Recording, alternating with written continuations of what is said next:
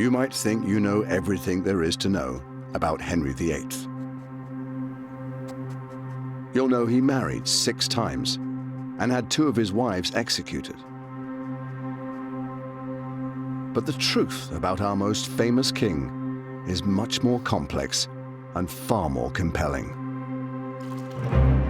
This series tells Henry's story over 6 of the most tumultuous decades in English history, separating the real man from the myth. To some, Henry was a cruel bully. He wanted the theatre of punishment to be perfect. This is what happens when you defy Henry. This is what traitors get. To others, he was a charismatic and successful ruler. He jousts, he rides, he sings. What more could you want from this perfect prince? But Henry's personality, his innermost thoughts and his motivations have remained elusive. When somebody is no longer useful to him, that's it, he cuts them out. It's almost pathological. Once Henry has his mind set on an idea, he will stick with it no matter the consequences. Now a team of Tudor experts have come together to investigate who the real Henry was. Here are Henry's insecurities written in black and white. They'll unearth never-before-seen documents, including some from the Vatican's archives. Thank you so much for showing me one of the greatest prizes in Tudor history. And they'll go backstage at Henry's court to unravel a murky world of power, plots, and petrifying ambition. Henry VIII comes down on opponents with murderous force. Henry's growing increasingly paranoid. He's starting to lose his grip on reality. Henry has got older, he's got more tyrannical, his reign has got bloodier, and he is more determined than ever to get his own way.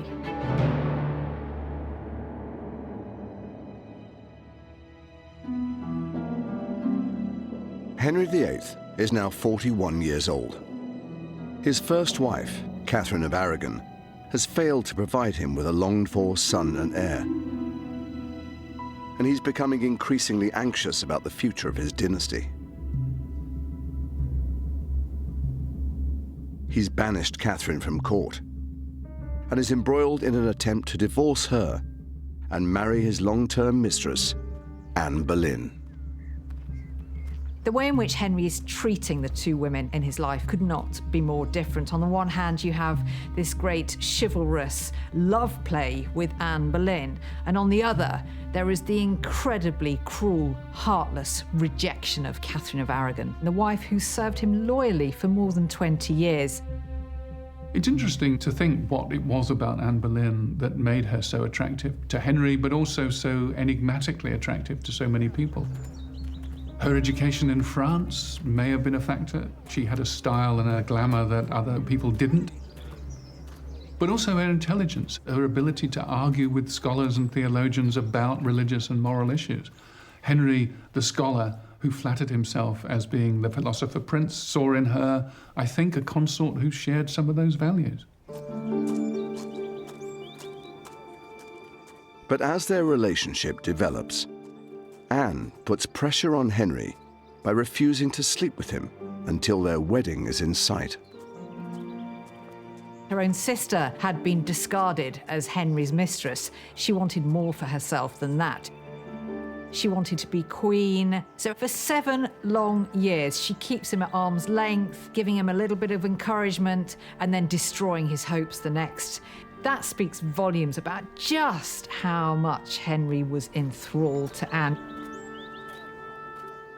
Henry's love letters reveal his obsession with Anne. They survive to this day and are held deep within the Vatican library. Regina, thank you so much for allowing us to film here and for showing me what has to be one of the greatest prizes in Tudor history. These are the original letters from Henry VIII to his great love, Anne Boleyn. You're very welcome, and we are happy to show people in Great Britain these documents are precious to you and to us, and precious for, I think, all mankind. Henry's letters are written in French, the language of courtly love, and are filled with romantic gestures. You can see there in French, "To my mistress," there at Mistress. the top of the page. He wishes. And, you know, he talks about being struck by the dart of love or dart d'amour. Now, this is very famous, isn't it? The love heart. It's very romantic that he draws a love heart around Anne's initials, Yes. and then either side are his own initials. And even though we don't have Anne's responses, we can sense that she's the one in control, because it's all Henry making the effort and trying to woo her. Yes. And she's remaining just out of reach, which I think was part of her genius, actually. The letters demonstrate just how desperate Henry is. The longer Anne holds him off, the more insecure he becomes. This is probably my favourite of the letters, because I think it's the most revealing of Henry's state of mind. You sense his insecurity in a way, because he talks of how he's been in a great agony since receiving Anne's last letter, not knowing how to interpret it. Here is a man who has showered his love with affection, with letters, with gifts. He's had very little back. One of the naughtiest letters in the whole collection is this one here, where you really get a sense of Henry's frustrated lust. He writes to Anne, "Wishing myself especially of an evening in my sweetheart's arms, whose pretty duckies or breasts I long to kiss." It's really quite saucy. Here's a man in torture through this unrequited love. Anne's not giving him much back. Henry doesn't know where he stands, and it's sending him crazy. Anne Boleyn's behaviour and the desire for a male heir have provoked Henry into making one of the most monumental decisions in English history: breaking with the Roman Catholic Church. Eventually, free from the Pope's authority, Henry divorces Catherine of Aragon and marries Anne Boleyn. But all of this comes at the highest imaginable price. Henry's break with Rome was probably the most devastating political and religious and social event for 500 years. I mean, suddenly to decide that England was not part of Catholic Christendom, to reject the authority of the Pope and everything that that represented, was something which disoriented, terrified everyone. The nation was traumatized. Henry then declares himself head of his own Church of England. For Henry to claim to be the head of the church was unprecedented. It's very hard to imagine the radical, shocking nature of that claim. A layman, not someone trained in the church, not a bishop, not someone in holy orders. Henry believes this makes him second only to God. On the one hand, you need to have quite a big ego to deal with that. On the other hand, it's a great deal of responsibility. Henry, who is already trying to manage a kingdom, is now trying to manage a church as well. So at the point that Henry breaks with Rome, I don't think anybody quite knows what is going to happen next. Henry might have got his wish to marry Anne Boleyn, but this revolutionary decision is about to catapult England into chaos and damage Henry's reputation with his people.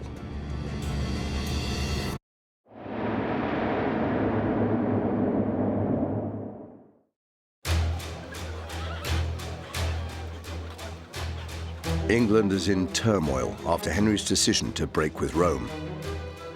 But despite opposition, he is now ruthlessly forcing the new religion on his Catholic people.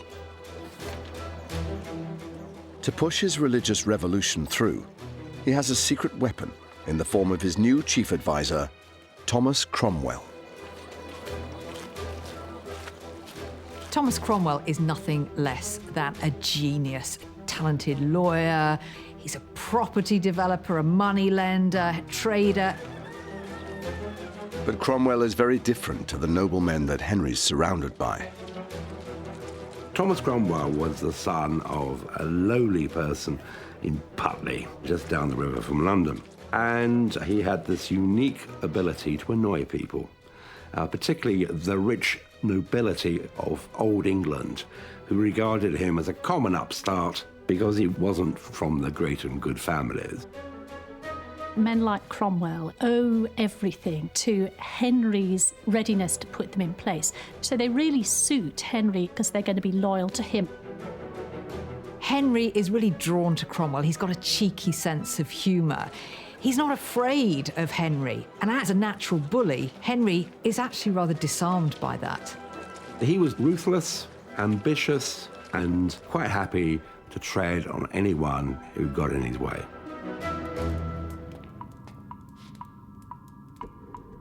Cromwell seizes the opportunity to win favour and hatches a plan to make Henry rich.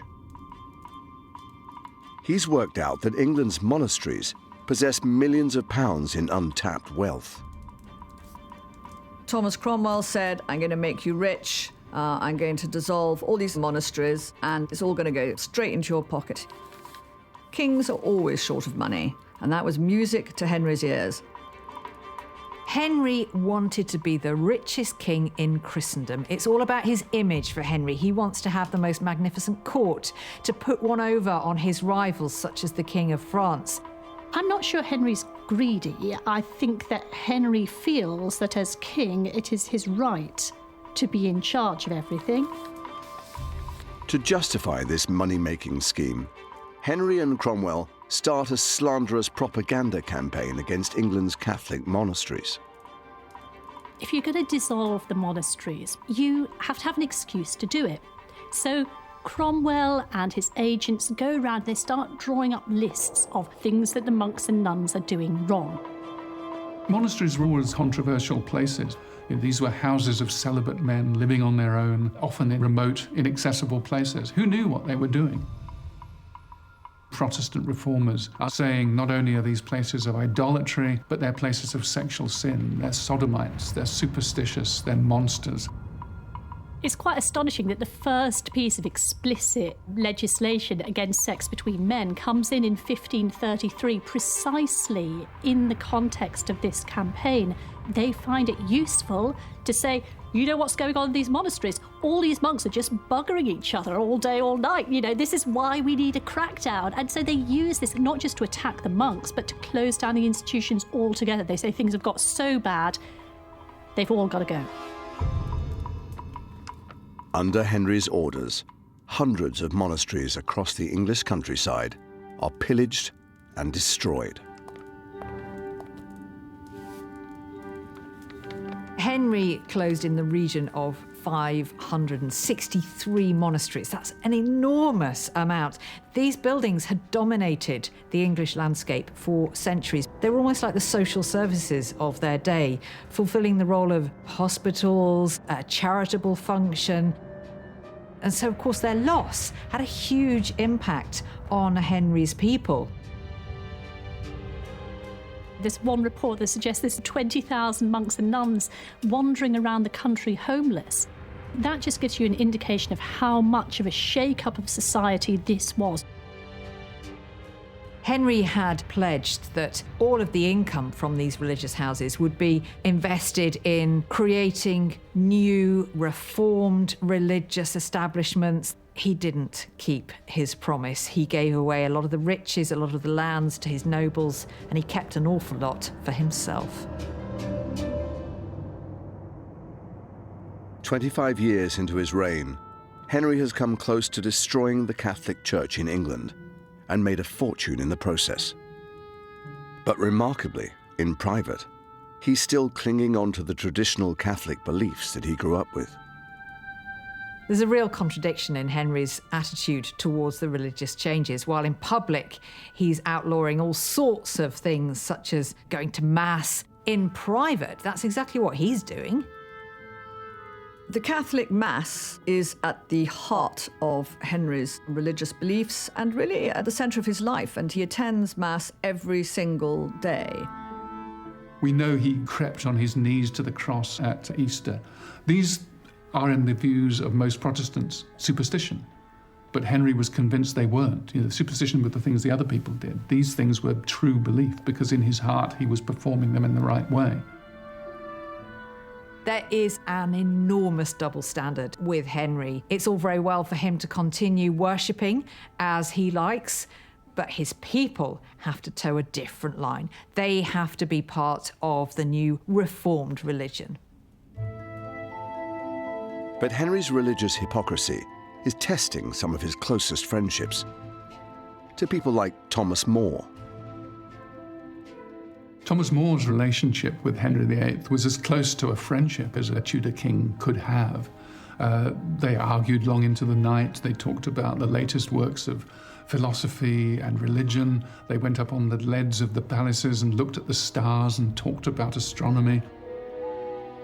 They'd first met when Henry was just 8 years old, so More was a huge influence on Henry, and he rose and rose in Henry's service. He was Lord Chancellor of all England by the 1530s. But Thomas More was acutely religious, devout to the point of wearing a hair shirt under his clothes so that his flesh was mortified by the irritant. He would beat himself with a whip. I mean, these were the kind of extreme religious practices that the most reclusive Catholics would use.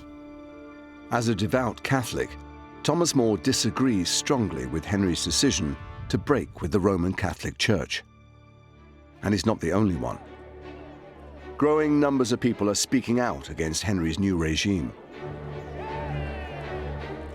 These voices of dissent play heavily on Henry's insecurities. Some outspoken priests in Middlesex said that Henry's private life resembled a pig wallowing and defiling itself. A nun makes these prophecies saying that she's seen a place reserved for him in hell. For Henry, this is all deeply personal. Anyone who speaks out against his reforms is criticising himself, and he can't take that. Like his father before him, Henry VIII comes down on opponents with murderous force. Hidden away in the Houses of Parliament is evidence of just how murderous Henry is becoming.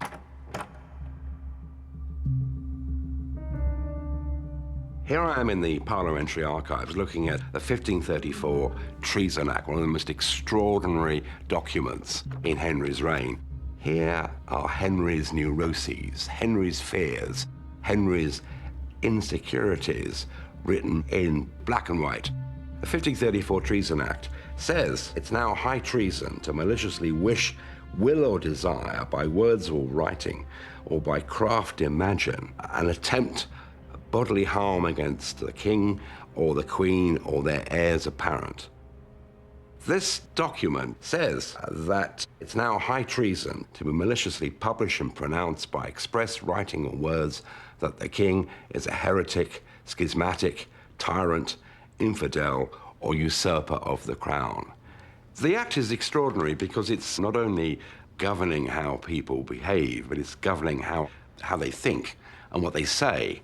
Henry VIII believed that as far as his subjects were concerned, you're either with him or against him. And if you were against him, you paid for it. This document changed Henry's realm into a land of fear. Words spoken in jest or in drink or in anger could lead you to the scaffold. This brutal act significantly widens the scope of treason, and it marks a turning point in Henry's reign. That need not only to have people obedient, but to believe absolutely in the justice of what he was doing was unprecedented. No one had asked this before. That is intruding into everyone's belief system, into their consciences, in a way that no one had tried before or since. One of the first victims of Henry's ruthless new regime is his old friend Thomas More. Henry locks him in the Tower of London because More refuses to endorse his religious reforms. More is very much a devout Catholic, and that idea of England breaking completely away and defying the Pope, defying tenets of Catholic faith, is not something that More can really live with. More remains in the Tower for a year, and during that year, Henry does everything he possibly can to persuade him. He even says to him, believe what you like in your heart, so long as in public you're with me. I think Henry still had that deep-felt conviction that eventually their friendship would prevail and that More would be won over by the sheer weight of argument and the force of Henry's personality. Tudor history is full of these moments where people who have been working together for months and years suddenly fall apart. But I think it's particularly traumatic when it comes to Henry and Thomas More because of that deeper intellectual connection that the two of them had forged. Eventually, Henry has had enough, and he authorizes his former friend's death. The Parliamentary Archives still holds the document that sanctions Thomas More's execution. This document says that Thomas More is guilty of high treason by sowing sedition, by obstinately, contemptuously refusing to take the oath supporting the succession to the crown. They are powerful words. And later on, they describe the ingratitude of Thomas More towards the king. It lays down Thomas More's crimes and legalizes his execution.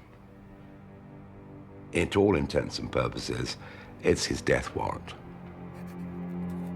On the 6th of July, 1535, Thomas More is executed on Tower Hill.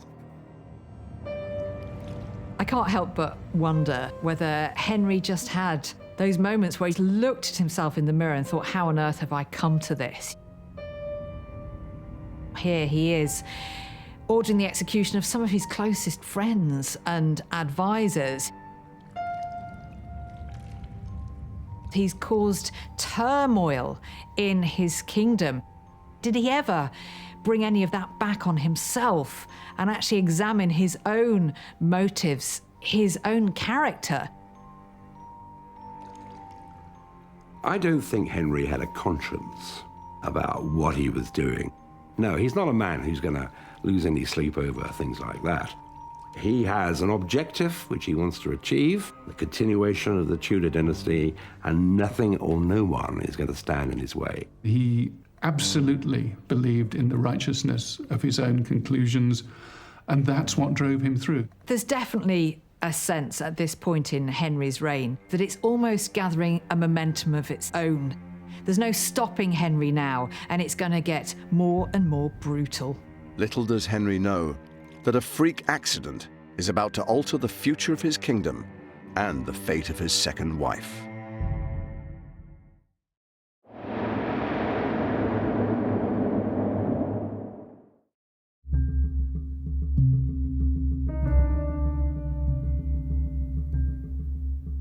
Henry VIII is now 44 years old, and his break with the Roman Catholic Church is beginning to tarnish his reputation. He's desperate to project the image of a king at the height of his powers. In the middle of the 1530s, Henry was a man increasingly obsessed by his public image. He would spend many hours getting dressed by his men, covering up all those signs of weakness and projecting this idea that here is the most magnificent king ever to sit on the throne of England. Henry, from the beginning, is very conscious of the importance of the public eye, but also he really enjoys it. He loves performing to people. Being the monarch, you have to look the part, and Henry is particularly adept at this. He's really interested in fashion. So we have records of Henry spending really huge amounts of money on cloth of gold, and he buys about 175 pairs of shoes in one single 12-month period. Henry is the ultimate investor in, dare I say, bling jewelry. But beneath the royal clothing is a king who is far more vulnerable than he looks. Concerned he's losing the love and respect of his people, Henry's propaganda machine goes into overdrive. Having broken with Rome, it was really important for Henry to win some hearts and minds if he's going to avoid a big rebellion. It involves a certain amount of PR effort using print, which is a pretty new technology, to produce lots of pamphlets and trying to win back some of that popular support. It's not easy to get a country to break away from a faith that it had as a part of its way of life for centuries beforehand. So that trauma of separating from the Catholic Church is something that Henry has to respond to directly.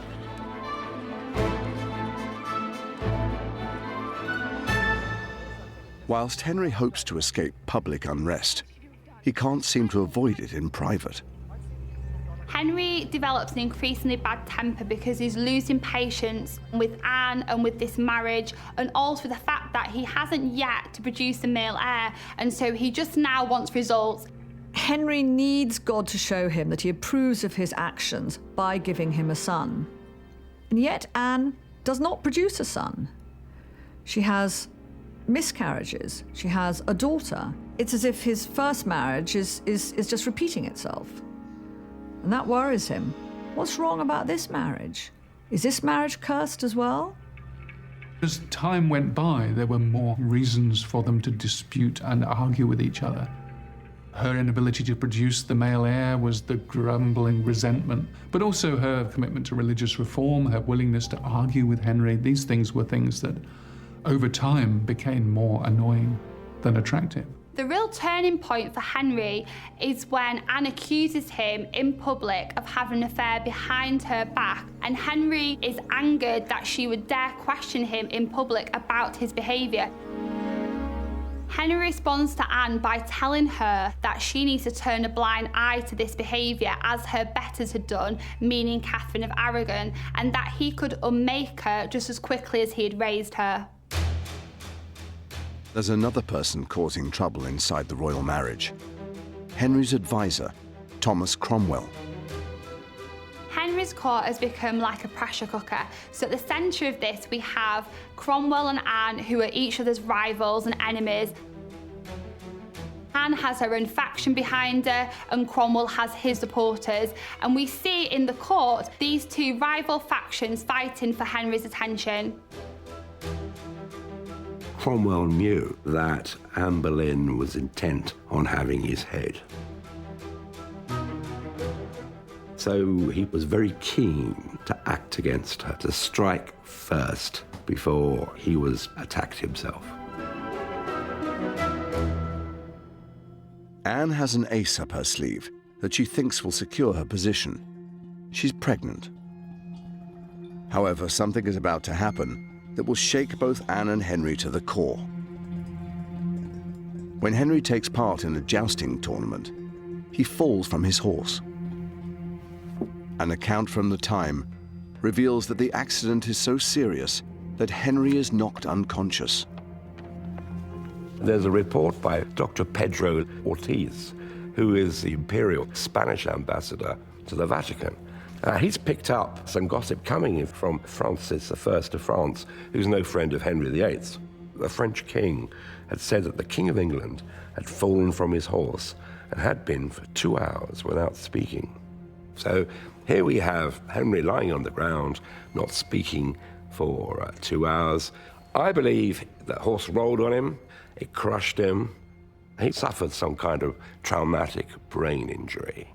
Recent research has demonstrated that such an injury can actually cause neuroendocrinal damage. People suffering from this very rare disorder become depressed, irritable, and very suspicious of everyone around them. In the latter years of Henry's reign, he was displaying all those symptoms. Henry's accident also has a dramatic effect on his wife, Anne Boleyn.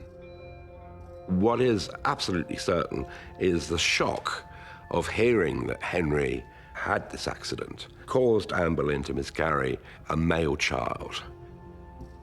Queen Anne was brought to bed and delivered of a man-child before her time. It was said she took a fright. It was a 3-month-old fetus, male child, perfectly formed, and if the child had lived, it could have been Henry's longed-for male heir. The miscarriage is a personal disaster for Anne, because that possibility that the male heir was finally at last about to appear is taken away again, and she's damaged goods. After his accident, Henry becomes increasingly paranoid. And at court, things are now more dangerous for Anne Boleyn and Thomas Cromwell. There is a diplomatic letter which describes the English court as a nest of hissing snakes. There are eavesdroppers at every corner. Absolutely nobody is safe, from the Queen to the greatest statesman of the country. Around Easter 1536, we see a real shift now between the relationship of Cromwell and Henry. Henry calls out Cromwell in front of the whole court, publicly disgraces him, and this now puts Anne back on the chessboard, and so she's removed Cromwell, her rival, and once again she's the centre of Henry's world. Cromwell storms out, and the first thing he does is to start plotting to get rid of Anne. Cromwell has decided it's Anne or him, and it's going to be Anne. Secretly, Thomas Cromwell launches an investigation into Anne's behaviour. As soon as he's left court, Cromwell puts the word out that he's sick. But Cromwell is far from sick. He is using this 2-week absence as the perfect cover for him to start plotting the downfall of his archenemy, Anne Boleyn. Cromwell has this incredibly sophisticated network of spies and informants. Among his network are a number of ladies from the Queen's own household. Now, Anne isn't popular with her ladies. She's a fairly cruel mistress, so you might imagine how willing those ladies are to give Cromwell little tidbits of gossip, information that he can slowly craft into a case. One of the things about the early modern court is that it is based upon flirtation, and it's based upon the language of courtship. So at any point, those acts which could have been perfectly normal are reinterpretable as much more culpable. If you say you love the Queen, what do you mean? Cromwell began to find a lot of evidence of people saying inappropriate things.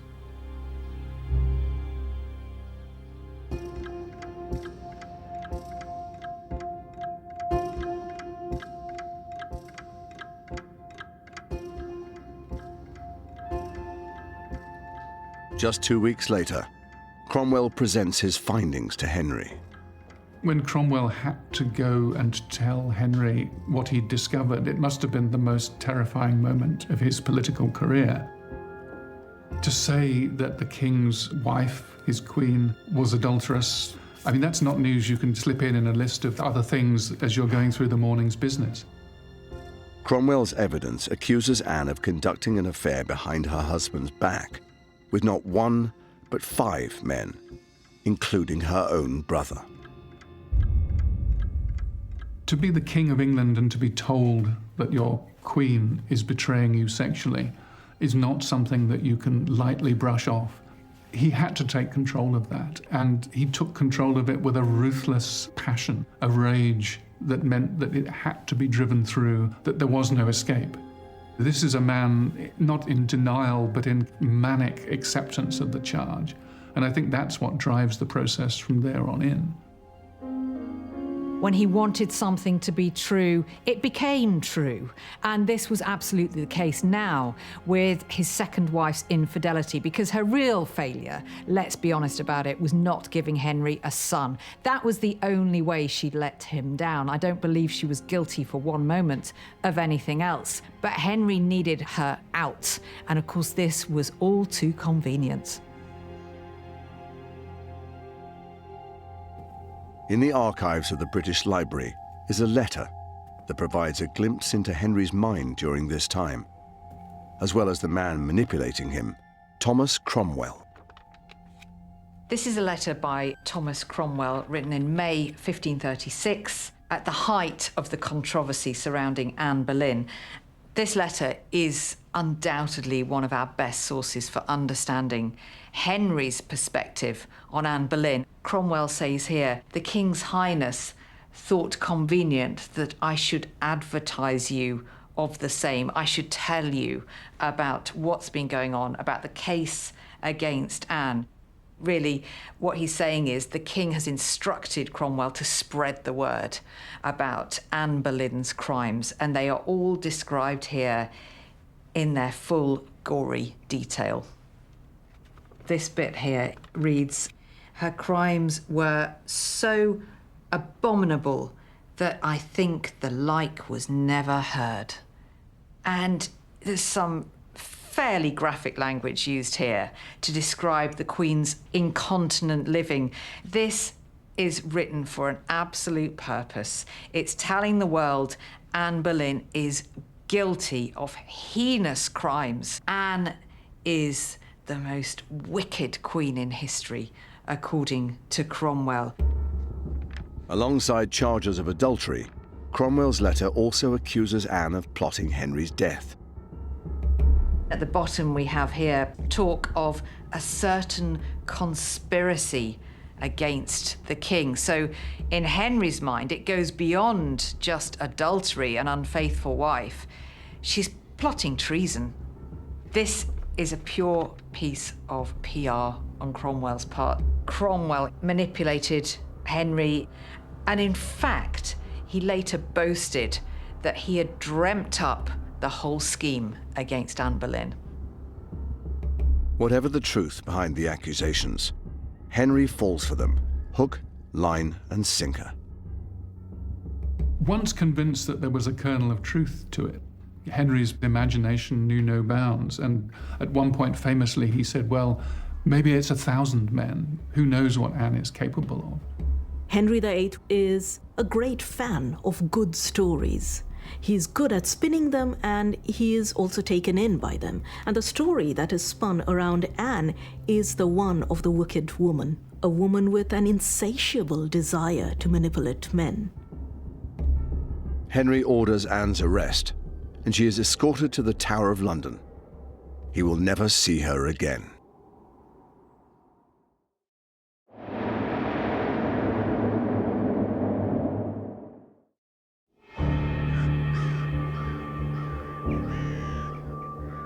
As Anne Boleyn awaits her trial in the Tower of London, reports suggest that Henry VIII is becoming mentally imbalanced. The Spanish ambassador reported that Henry had collapsed in tears about Anne Boleyn's downfall. Henry VIII was always an extraordinarily emotional man. Tears were never far from the surface. Tears of joy, tears of grief. But of course, Henry always cries only for one person, and that person is Henry himself. For Tudor men, not being able to control your wife is really seen as the cardinal sin and the biggest flaw against your masculinity. I'm sure that Henry did believe Anne was guilty because it was convenient for him to believe that Anne was guilty. And it made him right. He was the good person, she was the bad person. While Anne is under lock and key, the investigation into her infidelities ramps up.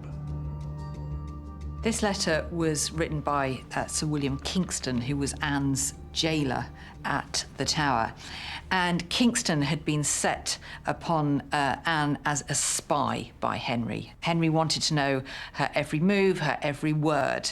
Kingston reports this overheard conversation between Anne and Henry. Norris was actually one of the gentlemen who served the king, but he was also a great favourite with Anne and stood accused of adultery with her. Anne asks Norris why he would tarry before getting married. Why is he waiting to get married? And she says the following throwaway remark, "Did he look for dead men's shoes?" Effectively, she's kind of teasing Norris, saying, are you waiting for the king to die so that you can marry me?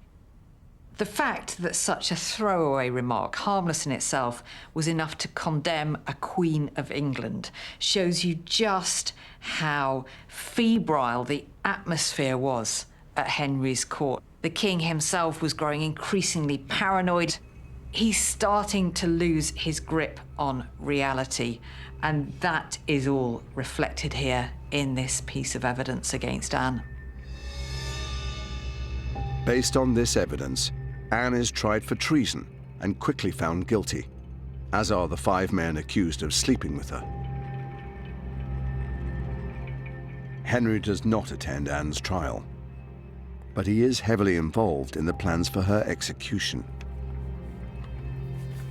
So Henry spends hours poring over the details of the scaffold, how exactly she is going to die. And he decides that he's going to have her beheaded with a sword rather than with the traditional axe. The only woman in English history ever to be beheaded this way. People have suggested that this was because she was raised in France and that he was being kindly and thinking, you know, oh, this will be a lovely reminder of her childhood to get her head chopped off with a sword rather than an axe, or it was more dignified. I don't think that's true at all. I think Henry was thinking about Henry, not about Anne. He wanted the theatre of punishment to be perfect. He wanted the execution to be exemplary. This is what happens when you defy Henry. This is what traitors get.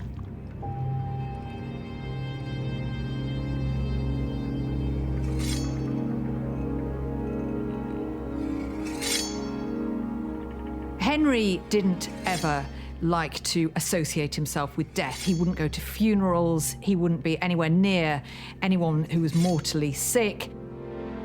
And he didn't want to be seen in the same space as Anne Boleyn ever again. Her name was not to be mentioned. All trace of her was removed from his palaces. So, of course, he's going to be nowhere near the Tower that day. But he invited 1,000 people to watch Anne Boleyn's head being struck off. Those are the actions of a madman.